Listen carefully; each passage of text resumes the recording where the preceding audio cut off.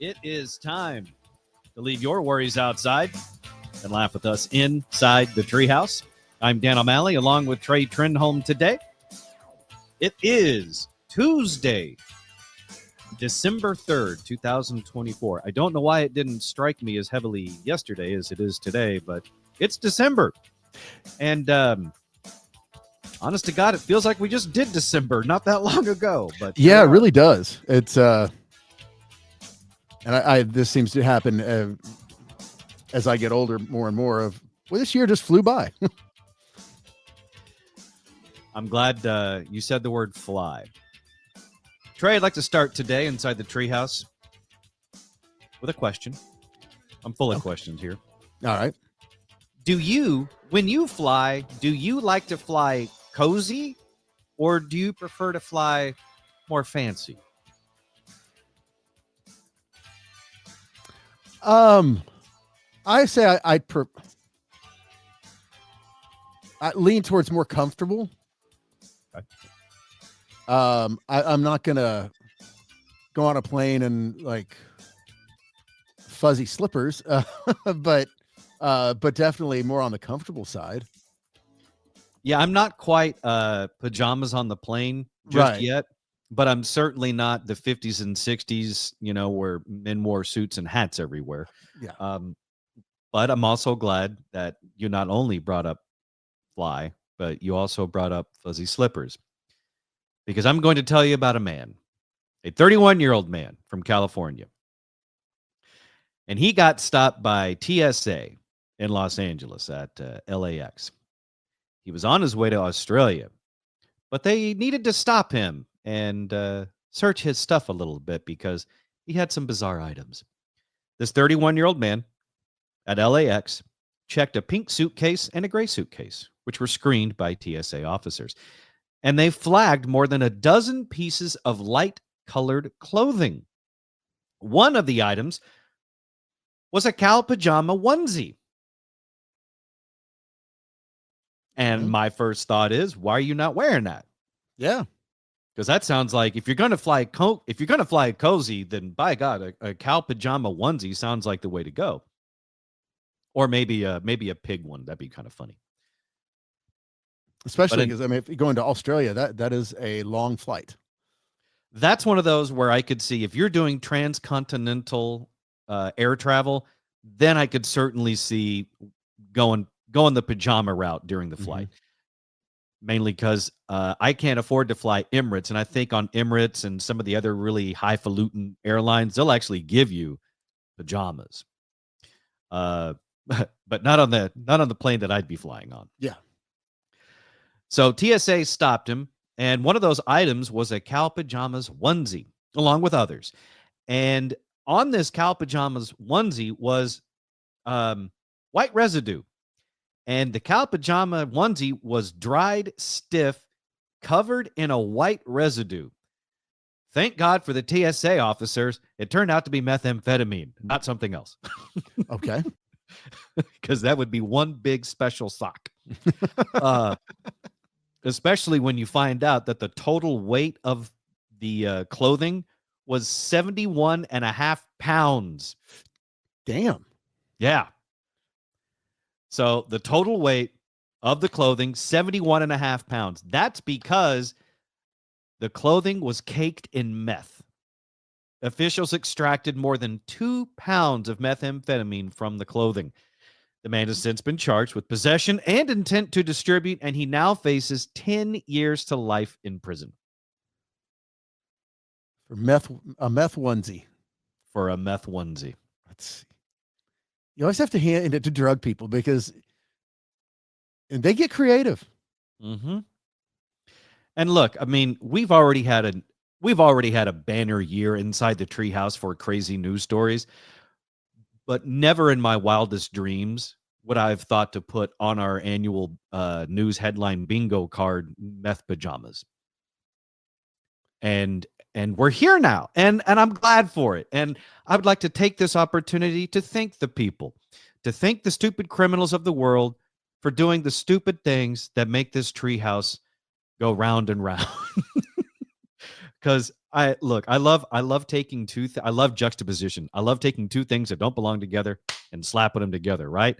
Like methamphetamine and pajamas. Don't seem like they'd go together, but enter this dude, and they did. Thank you. I appreciate it. And it's fitting. I mean, was he Australian or was he American? I don't know. Because Australian the really story does not specify. Australia is really just it's a giant Florida. Mm-hmm. It's a bunch of things that'll kill you, and some weird people. Yep. According to another link that I just clicked on, it says a California man. Okay. His name is Raj Matharu, 31 years old, of Northridge, California. Oh, maybe that's where our Raj is. Now it all makes sense. Yeah. You're in the Treehouse. Visit us online at treehouseonair.com. Yeah, I think it's time to cue up the Carmen Sandiego music and switch out the names. Yeah. Let's get Daniel Cook from Cook DFW Roofing and Restoration into the Treehouse. 833-COOK-DFW for your free roof inspection.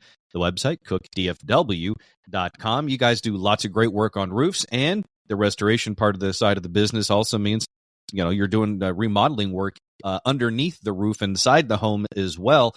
And you were telling me just recently that you, Daniel, and Cook DFW Roofing and Restoration offer lifetime warranties on all your work. Yeah, Dan, that's something that we talked about for a while now, and we decided to go ahead and just pull the trigger on it. We've had excellent reviews. We've had excellent referrals. People really love our work when they give us a chance, and we just want to put our money where our mouth is. And, that's the best way I can always say that is just back it up. Back it up. When I was growing up and I told somebody I was going to kick their ass, you got to back it up. Well, now that I'm a grown man and we're doing professional services on people's homes, and I tell them that they're never going to have a better experience, I'm backing it up. We're going to take care of your home because we want you to have that peace of mind knowing that after we left, you have the very best product left behind. Your home is safe. Your family's taken care of, and that you don't have to worry about us not coming back. You can experience it for yourself, and you can put your money where Daniel's mouth is, and he'll honor it. As you just heard, even if he dies, he's still going to honor this stuff. I mean, that's some serious integrity and quality craftsmanship to have the confidence to be like, yeah, this is how we do things. So you give the man a call for that free roof inspection, 833-COOK-DFW, the website, cookdfw.com.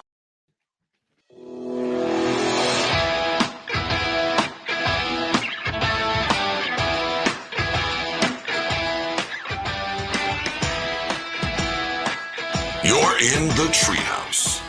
Visit us online at treehouseonair.com. The first segment of the Treehouse is brought to you by Cook DFW Roofing and Restoration. To get your free roof inspection and to get yourself on the Cook list, go to cookdfw.com or call Daniel and Kerry Cook right now at 833-COOK-DFW. That's 833-COOK-DFW, or again, the website, cookdfw.com for Cook DFW Roofing and Restoration. You are in the Treehouse. I'm Dan, along with Trey and Jerry Caldwell. Today on Tuesday, December 3rd, 2024. Guys, yesterday was Cyber Monday. Friday was Black Friday. And I'm curious, do you have a preference? I'm not doing an elaborate Treehouse versus here, like it's one of our little games that we'll play.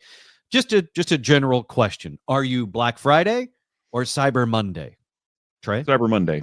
All right. Jerry, you're Cyber Monday. Trey, are you a Black Friday guy or a Cyber Monday guy? By Black Friday, do you mean that I would actually step foot in a retail store? Mm-hmm. Like you would have to gear up like Arnold Schwarzenegger does on the beach in the movie Commando when he has to go save his daughter, Alyssa Milano, from the bad Australian man, and blow up dudes with grenades and rocket launchers and guns and more guns and a really big freaking knife. And he kills that one Australian dude with just a really large pipe, which is pretty impressive. An actual pipe. That's not a euphemism. But you know the scene I'm talking about. He gears up. It's actually a pretty funny gift that's taken on a life of its own over the years. He gets his vest on, his tactical vest, his knife, and his grenades, and he starts putting the camo makeup on his arms and his face, and he's like, "Yeah, I'm ready to go rescue my daughter." That's how I imagine if you're going to go out on Black Friday, that's what you got to do. Okay.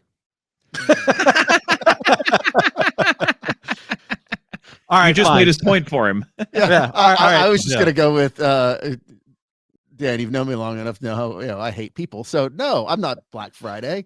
I would rather be just flogged and beaten. Well, that's what Yeah. Black Friday is. And that's why I asked, because I wanted to see if maybe there was an exception in there. Because, like you said, I know that you typically hate people. So this might actually be a reason for you to do Black Friday, is so then you can get away with stuff because you hate people and maybe you want to take the new toaster away from somebody. I mean, if they were, giving away Jaguars and hand jobs, sure, okay. Other than that, no, not at all. I someone I know, I was like, I saw on social media was like, yeah, I'm at Target. I tried to get out and I'm at Target, been in line for an hour just to check out. No, hell no. I mean, and really, especially now, those same deals, you're probably going to get them on Cyber Monday. So going into the actual physical retail store is just because you're a glutton for punishment.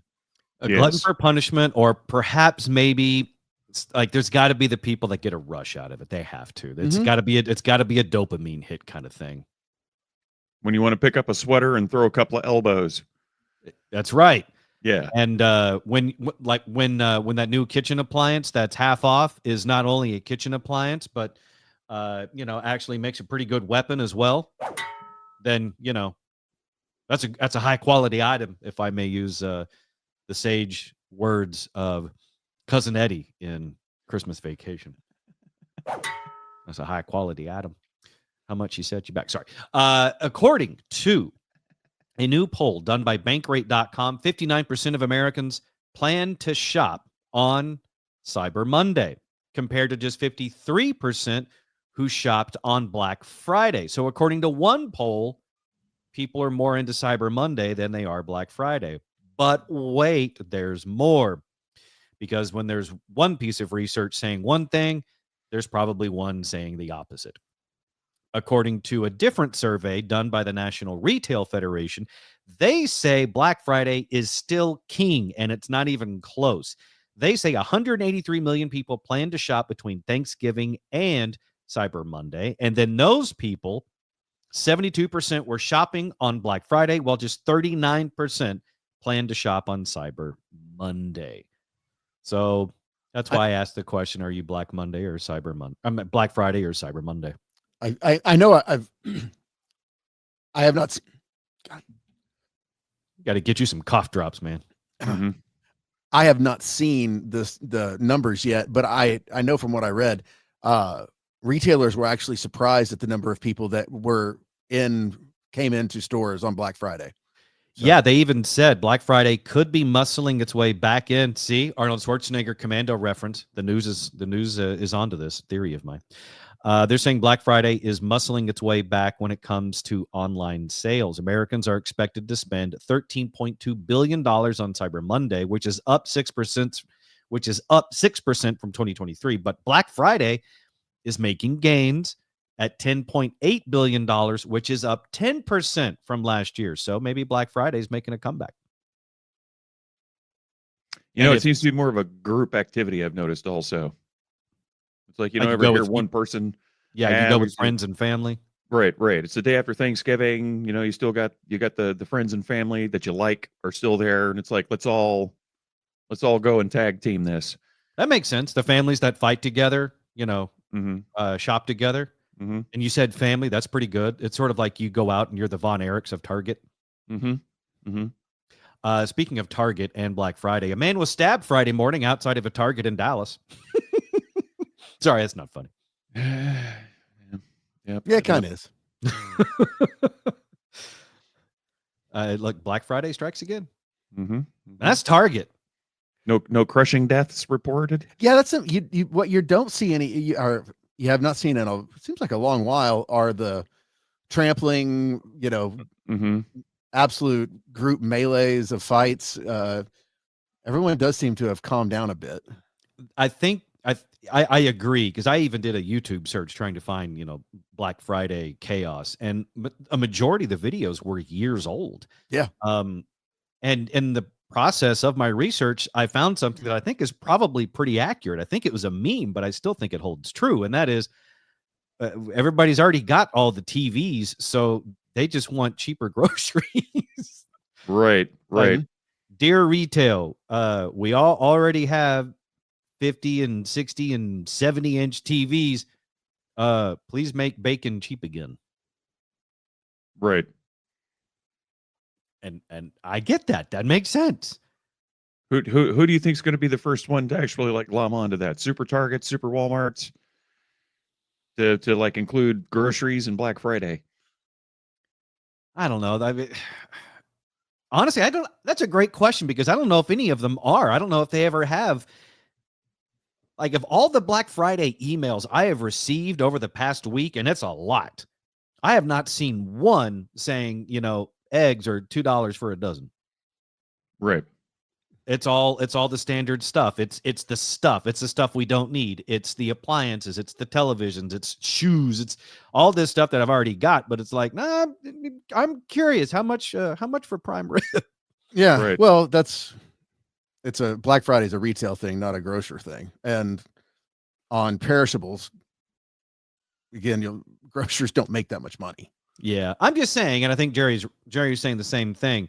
There's an opportunity here for the grocers. Yes. That's You want to bring people in, do the loss leader model. Mm-hmm. Bring them in with the groceries, and while you're there, pick up the TV, pick up the DVD player, or whatever those youngsters watch movies on today. I mean, I for one would love to see Black Friday chaos at a Kroger or a Tom Thumb, or oh my God, at HEB, just someone getting their ass beat with a whole thing of HEB tortillas. Oh, I will watch that for days. I mean, you would see chaos. Mhm. That would be HEB Black Friday. That's going to be, everyone's going to be putting on the camo makeup like Schwarzenegger, and we're all going to go in with rocket launchers and get that jalapeno bacon. That's right. Slapping each other with steaks and chaos at the bulk goods aisle, and elbowing grandma for some trail mix. You're listening to the Treehouse. Visit us online at treehouseonair.com.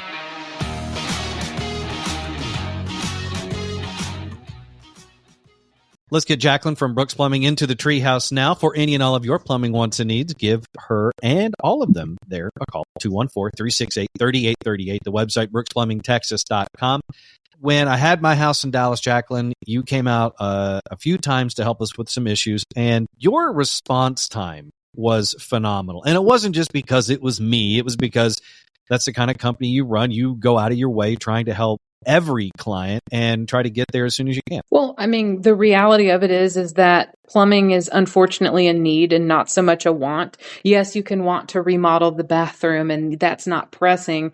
But typically when it comes to service or leak investigations, et cetera, if you've got a stoppage on the main line and you don't know, and you keep putting liquid or, waste into the drains, if it has nowhere to go, it will come back in the house. And at that point in time, it's no longer a want, it's a need. And that sort of thing can't wait. When you have those emergencies, you have got to figure out how to manage the crew so that you can have the best response time. That's right. And they'll show up and they'll do it quickly. Call Jacqueline from Brooks Plumbing for any and all of those plumbing wants and needs. 214-368-3838. And again, that website, brooksplumbingtexas.com.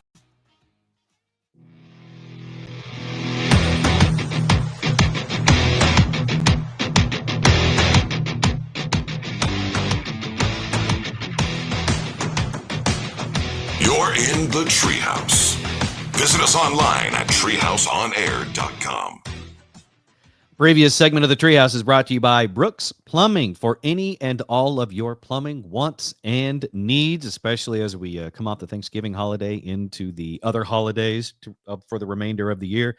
that could be it can take quite a toll on your pipes. So give Jacqueline a call at Brooks Plumbing again for any and all of those plumbing wants and needs. 214-368-3838 or the website brooksplumbingtexas.com. You Close are personal friend of mine. This is the Treehouse. I'm Dan, along with Trey and Jerry Caldwell today. And I remember as a kid flying the friendly skies. Wasn't that was that American Airlines' slogan for a while? You're American Airlines, something special. I believe so. Yeah. Yeah. Well, are you ready to fly the electric skies? Because Oh no. there's obviously a big push with electric vehicles when it comes to driving around on Earth.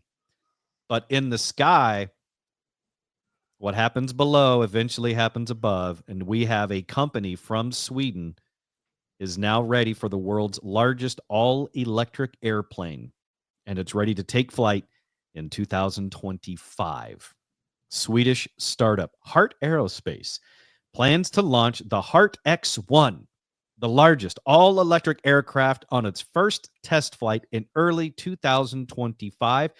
I'm going to be one of those people that's going to take a back seat, pun intended, on this, because my history with companies with the name Heart in it isn't the most trusted. So I'm going to wait to see how this pans out first.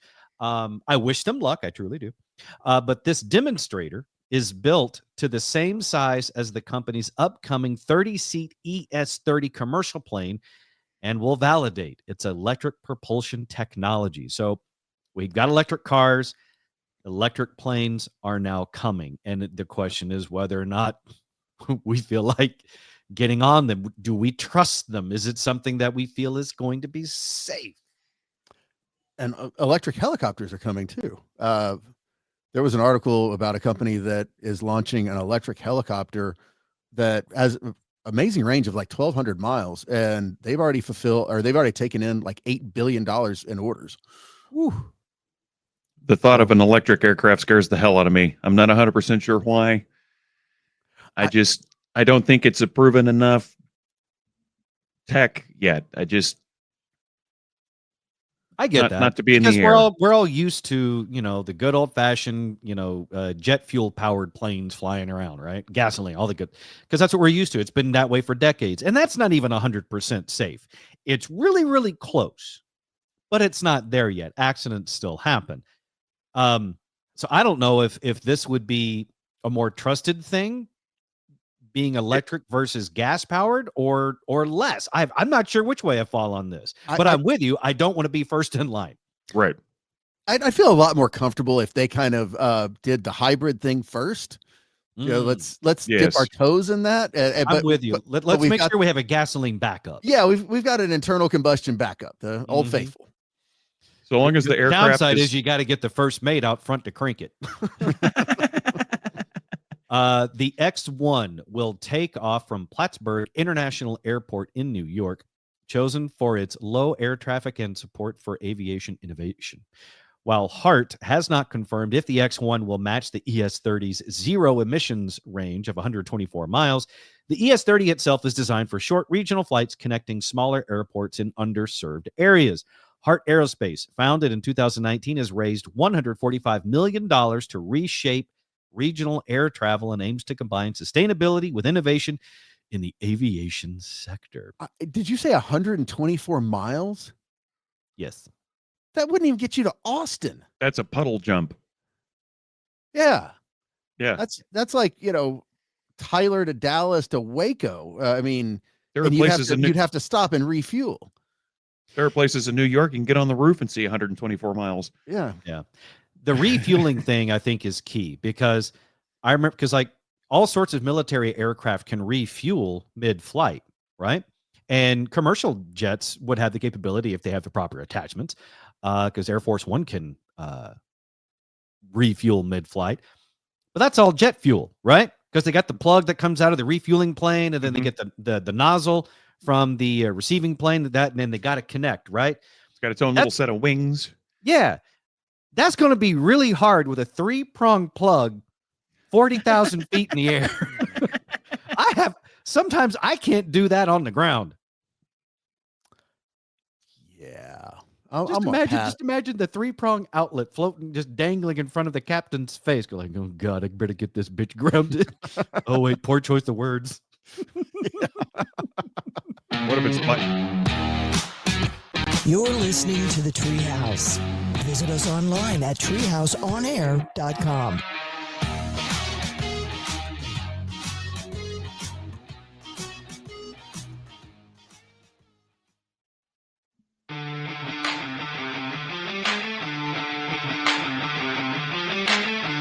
You're in the Treehouse. Visit us online at treehouseonair.com. You can talk back to us right here inside the Treehouse. Here's something on the show that you want to jump in on and contribute to. Then by God, do it. Go to treehouseonair.com and click on the microphone in the lower right-hand corner, and you can leave us a message, and we'll get it right here inside the Treehouse. Just go to treehouseonair.com, hit the little talkback microphone in the lower right-hand corner. We are back inside the Treehouse now. Dan, that's me, along with Trey and Jerry Caldwell. And we're just talking about the world's largest all-electric airplane based out of Sweden that's going to do a test flight in 2025 in New York. And Trey, I'm with you. I was surprised in the story when it said that its range was only 124 miles. Yeah, when I read the story about the electric helicopter and it had a range of 1,200 miles, I was like, okay, damn, that's impressive. Yeah. I understand why. I don't even know if regular helicopters go that far. So I understand why they've taken in $8 billion in orders, but 124 miles. I mean, and refueling isn't as simple as just, hooking up the gas truck to it. You can only charge batteries so fast. So how long is it on the ground in between flights? I mean, is it like my vacuum cleaner that I get 25 minutes of runtime and it takes 3 hours to charge? Yeah, that doesn't sound like a very good business model. Yeah. And you're absolutely right about, got to be careful with that plug, because we all know what happens if you wrong hole. That's a Yeah, wrong hole. It can get you in trouble in electricity and in lovemaking.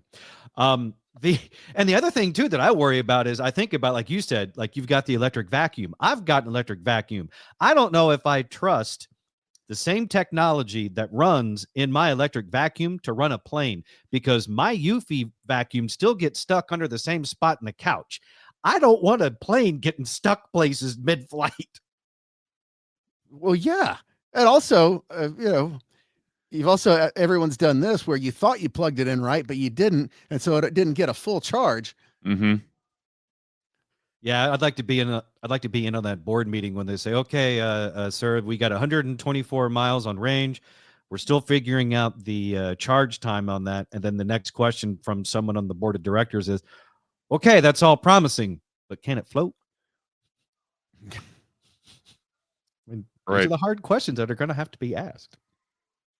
So yeah, that's why I'm not going to be, I would not be first in line. I would not be fifth in line. I probably wouldn't even be in the first 100 flights of an electric flight that's only going 124 miles. No, thank you. I'm going to guess that they have the technology. It's a battery instead of charging. It's a battery swap type deal. They just got a bank of batteries. They're constantly charging them. Yeah. Because airlines business is based on turnaround. And if your turnaround is 3-hour charge, you're not going to make any money. Great. They're going to be running a plane off the same thing I used to charge my laptop. We agree that everything is different in Australia, right? Oh yeah. But Trey, I think you mentioned it earlier. Australia is just one. It's like Florida, but its own continent. Everything's a little weird there. Everything's a little different. And there's a lot of things that can kill you. There's a lot of things that most can everything. Kill you. Yeah. And there's also some interesting things when it comes to the language barrier, which, I mean, they're speaking English, we're speaking English, so we can understand most of what they say. But how they say things can throw you off a little bit. And everything is different in Australia, especially their morning TV shows. And I'm going to give you a really, really excellent example of that. This is from Australia Today, and they were going to talk to a yard expert, a lawn maintenance expert, because that one of the anchors, you got the male anchor, the female anchor, and the female anchor has issues with some dead grass in her yard. So they get the experts on to give her tips about it. So are you ready? Are you ready for Australian grass talk? Absolutely. I'm glad you said that because I bet you're not.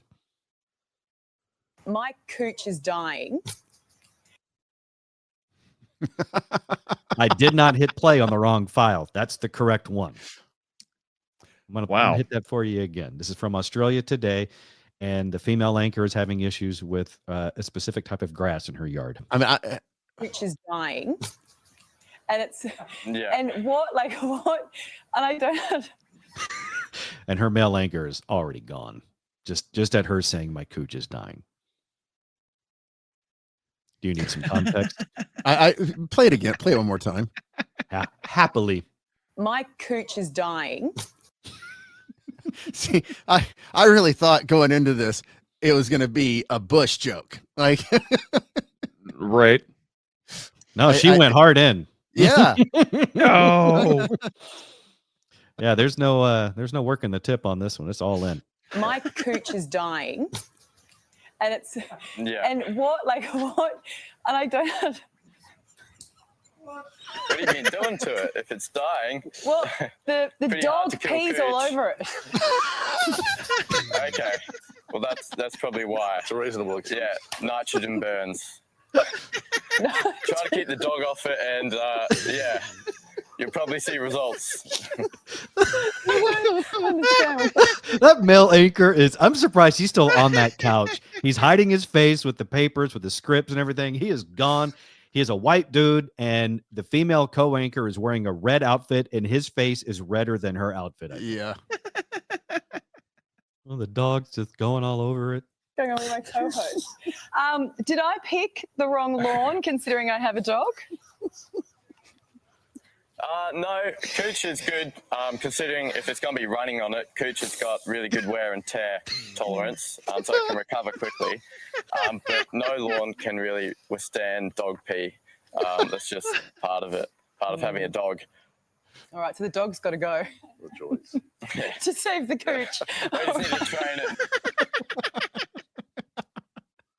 This is where I need to play something else for you that's very essential here, so we don't get fired or canceled. And that is, she's not saying the wrong thing. She's just saying it in Australian. Okay? I'm going to give you a quick lesson here that I had to learn earlier today, so you are now going to learn it as well. Here we go. This is someone who is I guess a dialect coach or expert explaining this much better than I can. This plant is called couch grass. Couch has vowel ow. Couch, like the couch we sit on. In Australia, they pronounce this cooch grass. Instead of ow, they use oo, cooch. Cooch grass. Now we've all learned something, right? So in the States, we call it couch grass. In Australia, it's a completely different name. And even though they all know it because they all live in Australia, that doesn't mean that they're above laughing at something like we would laugh at, and we are here in the Treehouse. My cooch is dying, and it's and what and I don't have. What have you been doing to it if it's dying? Well, the dog pees all over it. That's probably why. It's a reasonable excuse. Yeah, nitrogen burns. Try to keep the dog off it, and you'll probably see results. I don't understand what's going on with my co-host. Yes, you do. Dog? No, Cooch is good, considering if it's going to be running on it. Cooch has got really good wear and tear tolerance, so it can recover quickly. Good Cooch. But no lawn can really withstand dog pee. That's just part of it, part of having a dog. All right, so the dog's got to go. Rejoice. To save the cooch. We just need to train it. Good stuff. Thank you, guys. Really, check you out on YouTube because the videos are just terrific. That's possibly the best segment ever. I still don't understand. We'll have more great stuff after this break if we're still on air. I mean,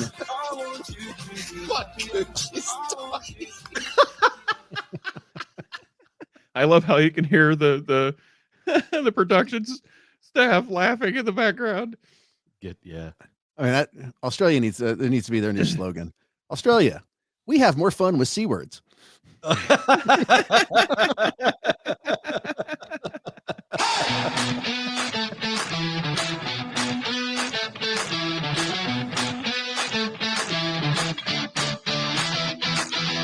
You're listening to the Treehouse.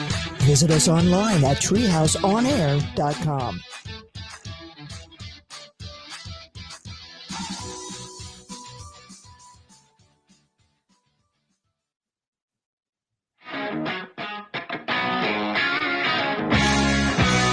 You're in the Treehouse. Visit us online at treehouseonair.com. Also, be sure to check us out on YouTube, youtube.com/@treehouseonair, or just go to YouTube and search for the Treehouse Podcast. That's where you can see some of our clips of the show, video-based, of course. That would be Treehouse TV. All sorts of fun stuff on the YouTube channel. Go like and subscribe. We appreciate it. It is youtube.com/@treehouseonair. You are listening to the Treehouse. I'm Dan, along with Trey and Jerry Caldwell. I think that the Australia Today show, I think the host did that on purpose. I'm almost certain of it because they know. She knows what she's saying, right? She knows it. And she can make it to where there's no double entendre if she just includes the word grass. But she doesn't. She omits the word grass. So therefore, I think she's doing this on purpose. And the fact that everyone was really quiet when she said this, I think adds to my suspicion. Okay? So let's listen to it one more time. My cooch is dying. Unless this is a trick by her co-anchor, and she's being Ron Burgundy just to see if she'll read whatever's on that prompter, which is also possible. But again, all she had to say is my cooch grass, because as we learned from the dialect expert, in America, we say couch grass. In Australia, they say it the fun way. So I'd like to thank Australia for their contribution to the show today.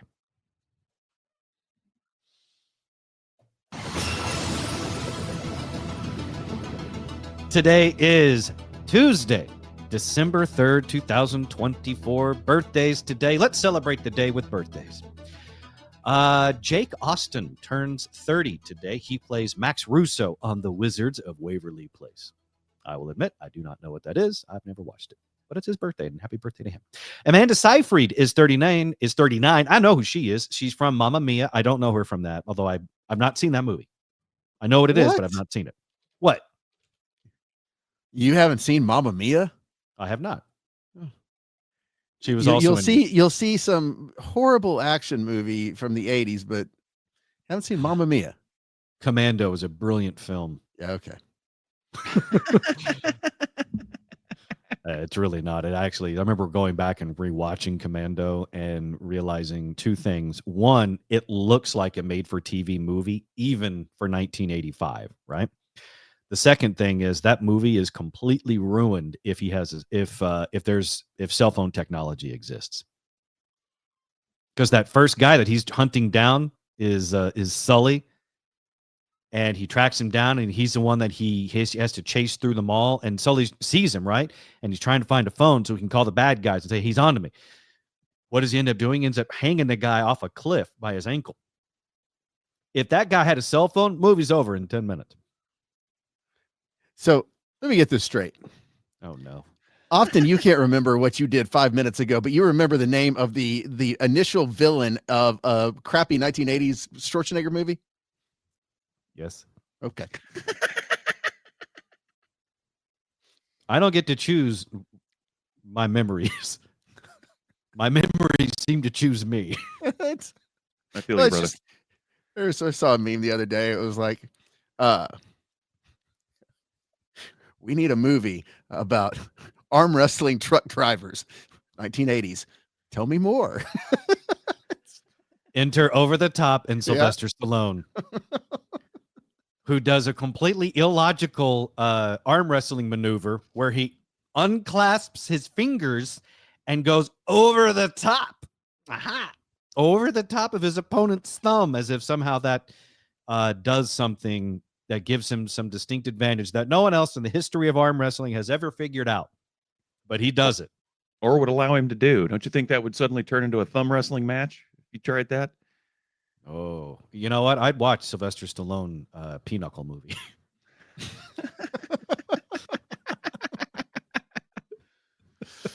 And I bet it would be better than Schwarzenegger's Jingle All the Way. Other birthdays today. Let's see. Jenna Dewan Tatum is 44. Not sure if she still has the Tatum on the last part of her name, but she's an actress and a dancer. She's 44. She's formerly married to Channing Tatum. She's also Lucy Lane on Supergirl and Superman and Lois. She's also Nathan Fillion's girlfriend, Bailey, on The Rookie. Anna Chlumsky is 44. Best known today as Amy Bruckheimer on the show Veep. But when she was much, much younger, we all remember her in the My Girl movies. That's the one that did one thing that few 90s movies dared, and that was kill Macaulay Culkin. Tiffany Haddish, comedian, 45. Sean Parker is 45. He's an actor. I'm sorry, he's not an actor. He's the guy that founded Napster, and then he jumped in on Facebook as well. Justin Timberlake is the one that played him in The Social Network. He's also heavily invested in Spotify, which that's where you can find this show as well. If you'd like to venture into the world of Spotify, we're on there as well. Just search for the Treehouse Podcast. Other birthdays today, we are looking at Brendan Fraser. Yeah, he is 56 today. Probably best known as Rick O'Connell in the Mummy movies, which were lots and lots of fun.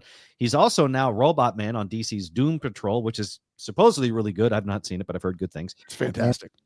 Yeah, he was also in George of the Jungle, and I believe his first film was in Pauly Shore's Encino Man. No, School Ties. Well, School Ties. Oh, School Ties was his first movie? I'm pretty sure that was before Encino Man. I think you may be right. I forgot about School Ties. That's a good one. That's a great, great film.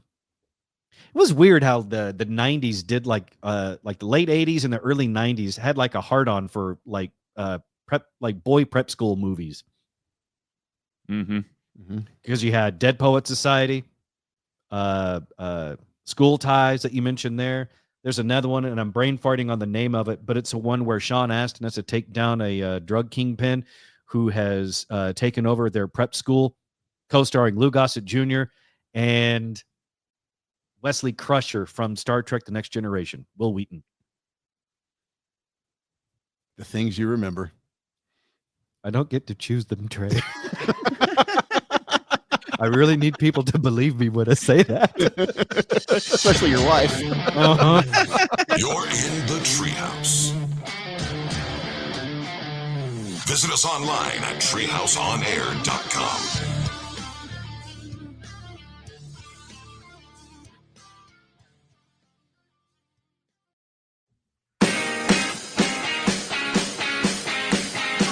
You're in the Treehouse. Visit us online at treehouseonair.com. You can advertise right here inside the Treehouse. Just shoot us an email, treehouseonair@gmail.com. That's treehouseonair@gmail.com. Sponsorship opportunities are alive and well right here inside the Treehouse. Again, just shoot us an email, treehouseonair@gmail.com. Just a little bit left inside the Treehouse today. First of which is the movie I was talking about that starred Sean Astin, Lou Gossett Jr. in a boy prep school thing where they have to fight terrorists that invaded their school. That also co-starred Will Wheaton. Toy Soldiers came out in 1991. And I was pretty close on the synopsis. From Wikipedia, Toy Soldiers is a 1991 American action thriller film. That's pretty subjective. Directed by Daniel Petrie Jr. with a screenplay by Petrie and David Koepp. It stars Sean Astin, Will Wheaton, Lou Gossett Jr., Andrew Divoff. He's the bad guy. Mason Adams and Denham Elliott. The plot revolves around an all-male boarding school overtaken by terrorists. While the authorities remain helpless, a group of rebellious and mischievous students decide to put their resourcefulness to good use. I've seen all sorts of weird films in my day, and it's not a brag. It's just a fact. And I'm just sharing what little I know of things with you in here. So that's the movie, if you're ever curious. And I doubt that movie's streaming anywhere. I think in order to see that movie, you may have to dig it out of a VHS bin somewhere in Goodwill. That's my guess. Toy Soldiers? Toy Soldiers. Hey, look, I was 11 years old when I saw that movie. I thought it was fun. What's that? You can actually, I mean, you have to pay for it, but you can find it on some streaming services. How much? $3.99. Oh, bull.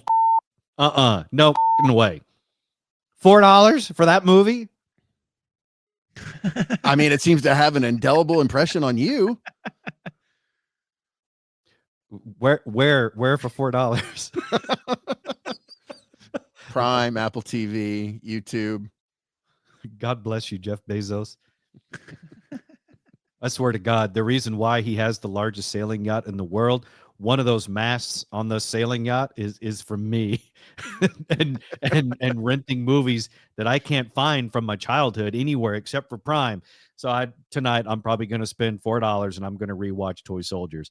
And yeah, there's one movie that has not been available for streaming, and it's finally getting sorted out. Ooh. That will be coming. They're actually going to re-release it next year in theaters as Dogma. Nice. That's a great movie. It is. It's been way too long. Well, so what happened to it was the Harvey Weinstein bought the rights to it. And so then when he got in so much trouble, no one wanted to pay him for anything. So it was just sitting there, nothing. And then finally a company bought it and reached out to Kevin Smith. So you're going to re-release it and I guess do a press tour and then hopefully be streaming somewhere. Good. That's one I'll watch. I'll have that better be more than Toy Soldiers to rent. That was, that was such a great cast. Well, not only that, but I mean, you have the whole movie, great cast, phenomenal, without a doubt. I mean, you got Matt Damon, Ben Affleck, George Carlin. God, George Carlin's phenomenal in that. Alan Rickman. Salma Hayek, Alan Rickman, Chris Rock. Alanis Morissette as God. Alanis Morissette as God. And when she talked to people and they heard her voice, what happened? Their heads exploded, which had to be real terrifying for Dave Coulier.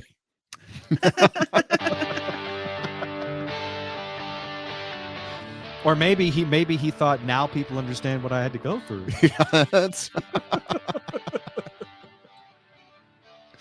If you don't understand that reference, Google it. You'll be happy.